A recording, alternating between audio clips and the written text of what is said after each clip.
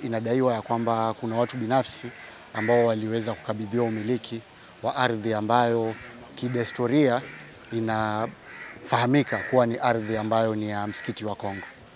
Sasa tumekuja hapa leo kupeana msimamo wa serikali kwamba serikali ya kaunti ya Kwale inatambua fika kwamba ardhi hii ni ardhi ambayo iko chini ya himaya ya msikiti wa Kongo. Ni ardhi ambayo imesajiliwa kwa jina la Kwale Islamic Center, ambayo ni ardhi ambayo ni ya umma kwa niaba ya Waislamu katika kaunti ya Kwale. Msimamo wa serikali, tulipopata hizi tetesi tuliweza kuchukua hatua tofauti ikiwemo kuandikia zile taasisi husika za uchunguzi na kiusalama ili kuweza kubainisha kile chanzo, ili uweze kufanywa uchunguzi na baada ya uchunguzi hatua za kisheria ziweze kuchukuliwa.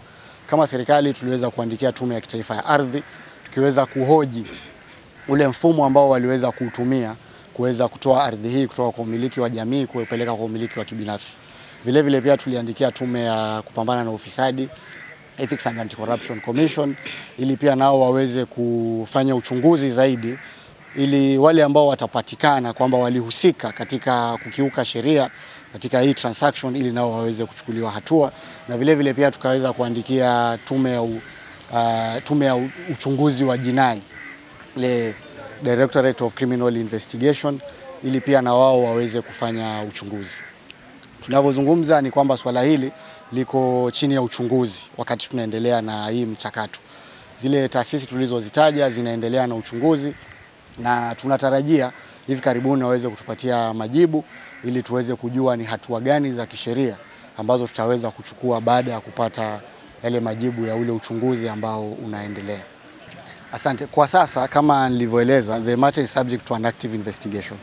So haitakuwa jambo la busara kuzungumza moja kwa moja kama kureport findings kwa sababu uchunguzi bado unaendelea.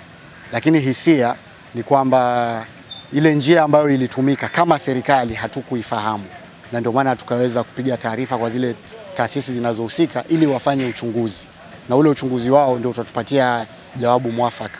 Na tukapendekeza kwamba kama jawabu ni kwamba kuna njia ya mkato ama njia ambayo sio sawa ilitumika, basi hatua za sheria ziweze kufuatwa. Kwa upande wetu kama serikali, tulipoona tangazo la mnada tulichukua hatua ya kuhakikisha kwanza tunasitisha ule mnada, alafu ndio tunaangazia haya masuala mengine. Kwa sababu tukianza kuangazia masuala wakati mnada unaendelea, inaweza kuwa hatari ya kwamba masuala yamekamilika lakini ardhi imeshauzwa.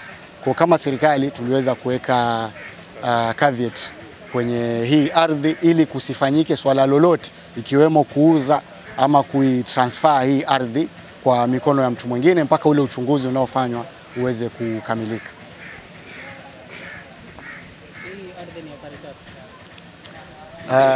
Ardhi hii ni ekari jumla ekari 16.